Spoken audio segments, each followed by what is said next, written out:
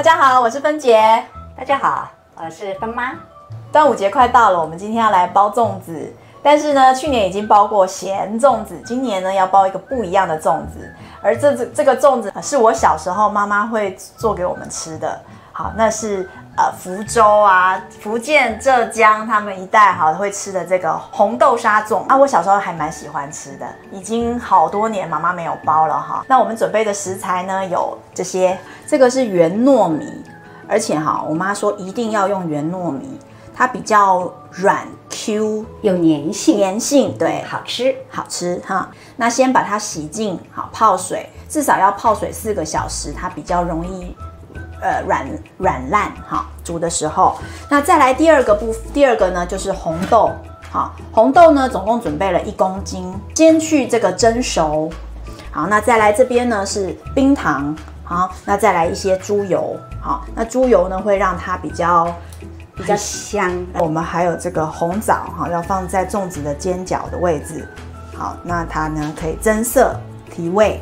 这边有1公斤的红豆，我们洗干净之后放3倍的水，拿去电锅蒸。外锅2杯水，盖上盖子，跳起来之后呢，再焖40分钟，需要2次。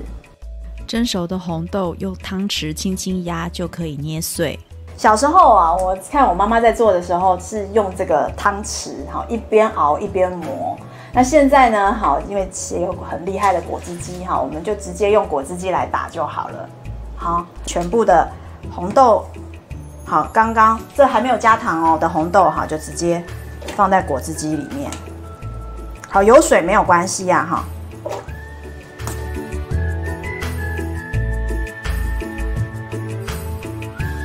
好，有磨成这个泥，好细细的泥。观众朋友们在煮红豆的时候，也是可以多加点水。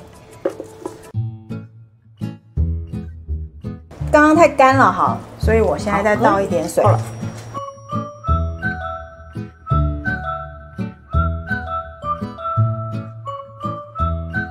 我们的红豆泥打出来了之后呢，现在准备要开小火，全部的冰糖放下去，大概是画面中的2倍糖，再放2到3匙的猪油，一起去拌炒。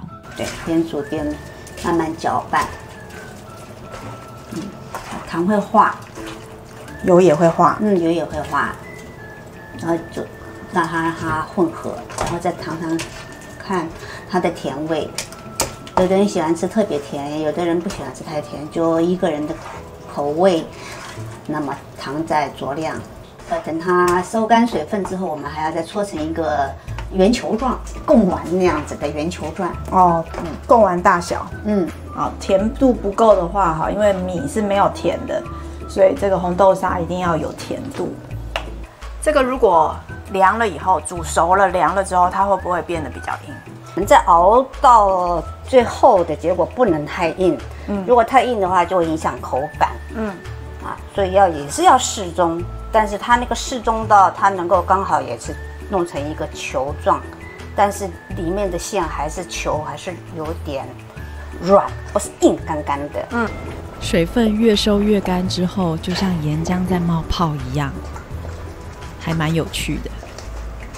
因为等一下要把它揉成一球嘛，热的时候不容易掉下来这样就差不多了。好，就等于水收的差不多。热，你又不能马上搓球，所以你要等它再凉。那凉了之后，它又会稍微又干一点。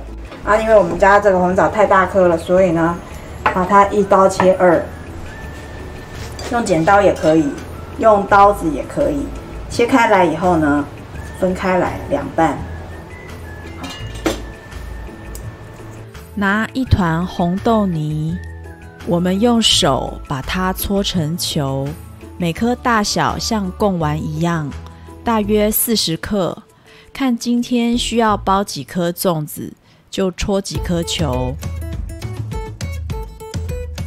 头对头，尾对尾。原则上大片在下面，小片在上面。好。黄梨卷，头在外圈，好，这里折一下 ，OK， 好，这样做一个圆锥形，手抓着，有没有？红枣在最下面，对，红枣最下面，做一个装饰，但是也很有味道。好，一点点饭就好了，放一个球球，因为米都是淡的，所以到时候配着这个豆沙吃是非常好吃。然后我们再放，因为这个红枣非常大，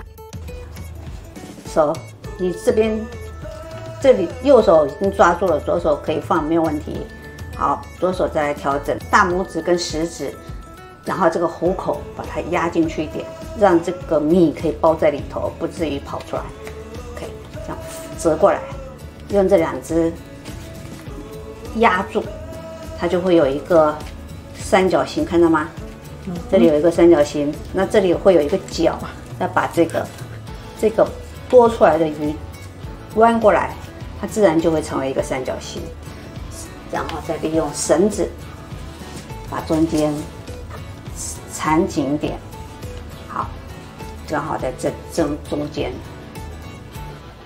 好，你完全不会干扰，你可以打活结，完全打活结都不用打死结。所以这样觉得就到时候出来会很漂亮，4个角。煮熟的时候，这个一拉开就可以了。你帮我揪一下。好，揪一下。我的破了。你的问题在哪里呢？我的破掉了，而且我好像饭太多。但是我觉得还是可以揪的，揪的就地方就是弯到这边来，还是可以的，还是可以的。只要它完全没有漏米出来是 OK 的，也就是说这个还是没问题的。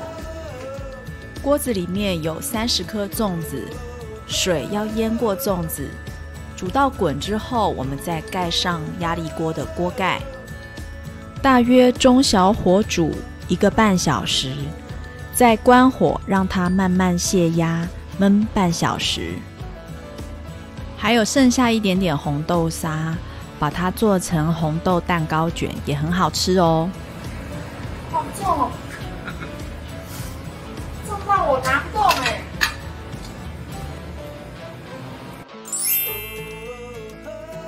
来，我们来开喽。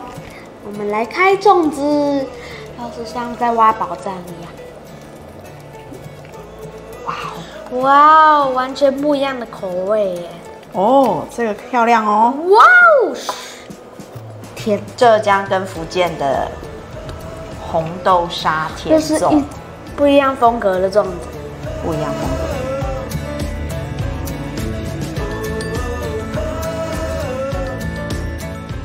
这个粽子香甜暖糯，好好吃哦，就是跟我小时候的味道是一样的。